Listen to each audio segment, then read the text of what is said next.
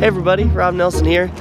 I know it's just a little bit dark, but what I want to talk to you about today is how you might frame a story and write narration once you've already shot your interviews, shot your whole video. Now, the interview of an expert is one of the key ingredients to giving your content credibility. I'm really impressed with Rob's films. You were taking photos or filming at the same places I was taking photographs, and it's like, doesn't even look like we're in the same place. And if you're new to making documentary films, one of the first things that you're going to have to do is figure out how to take your interview subject and fit them within your film. I feel like it's been a gift to have, as a scientist, to have someone be able to translate my work in this really fun, engaging way. So in this video, I'm going to explain the basic strategy that most people use, and then I'm going to show you how I do it. My secret ingredient in taking an interview and building your story around it. Let me start from the beginning, where I hope you started from. You probably already outlined what you wanted to talk about in the video, right? And then you shot your interview, then you shot a bunch of supporting B-roll about what that expert was talking about, and now you're in the editing process. You have all these clips in the timeline, and you're like, where do I start? Well, most people start like this. You'll transcode the audio from the expert. Basically, you'll watch what they say and you'll put it into words. Then you're going to piece those little sound bits together into a comprehensive story, and you'll use it as the basis for covering all your points. I explain this because this is how most people do it.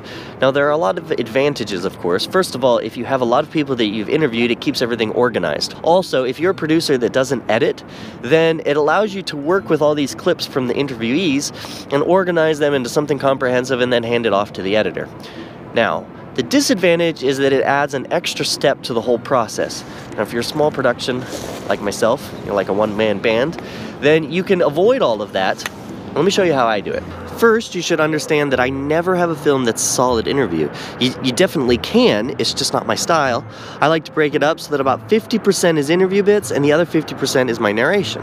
And that's because as the narrator, I'm also the storyteller. I can walk the viewer through the story from beginning to middle to end quickly and use the interviewees to give my piece credibility. I think we can pull some sound bits out of that. And just to give you an example so you see what I'm talking about, I'm gonna play a very short segment of a video I finished on the bugs of Amazonia, and I want you to pay close attention to how much is narration and how much are interview bits. Okay, check this out.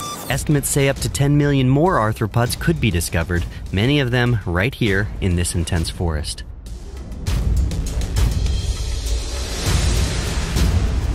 The Amazon is really where it's at for insect and plant diversity. A ton of different species. I don't even know what this is anymore. First stop, the big city of Iquitos. Sucking up some bugs and seeing what the diversity of bugs looks like here in the city. So apparently this is the best way to get around the town. Iquitos is a booming but kind of ramshackle town here in the middle of the Amazon. It has, you can only get to it by boat and by plane, so it has no roads to it. So it's this city that is amazingly growing almost out of nowhere in the middle of the Amazon. Did you see how I went back and forth between my narration and the interview bits? Basically what I wanted to happen was I wanted to talk about the diversity of bugs in the Amazon, and so I asked specific questions to my interviewees about diversity, and then I went back and forth telling that story. And the other thing to note is that every one of those sound bites was pretty short, like maybe a sentence or so. And here's how I might start editing that. I'll take the raw, uncut interview right here, and I'll watch the clip, you know, kind of like this, and I'll pull out good sound bites, and I'm going to drop them into the timeline. And when I'm done cutting out the sound bites, I may have, you know, a 20 or a 40-minute video. It's really large. Just realize that in the 3 to 5 minute video, the interview sound bites are really likely going to be less than half that time. This is my very long cut. And then what I'll do is I'll find the bits that have the most emotion.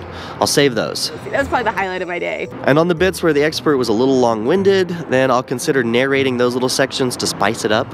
Once I have a rough skeleton of sound bites from the interview, I start to figure out what I need to do to bridge the gaps with narration. The way I like to do it is I take out my notebook and then I actually write it down. I write my rough narration. And just through trial and error, I time it to fit the spots that I need. And to be totally honest, making it work well and flow perfectly is part of the art of making the film. Fortunately, we all have a lot of time watching videos, so we have a basic idea of how it should sound.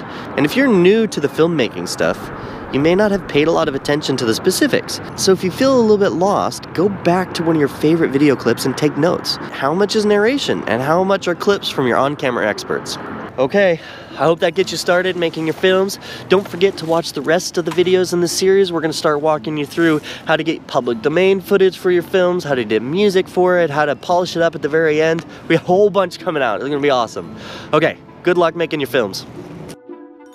Finally, as a note, we're doing this video with the R-Rock Project, who is facilitating this awesome video STEM project in schools. We're trying to give students and teachers the tools they need to make great videos. So if you know anybody who can use these tips or tricks, well, go ahead and send them the video. And of course, make sure to like and subscribe. It really helps us out. Thanks for watching.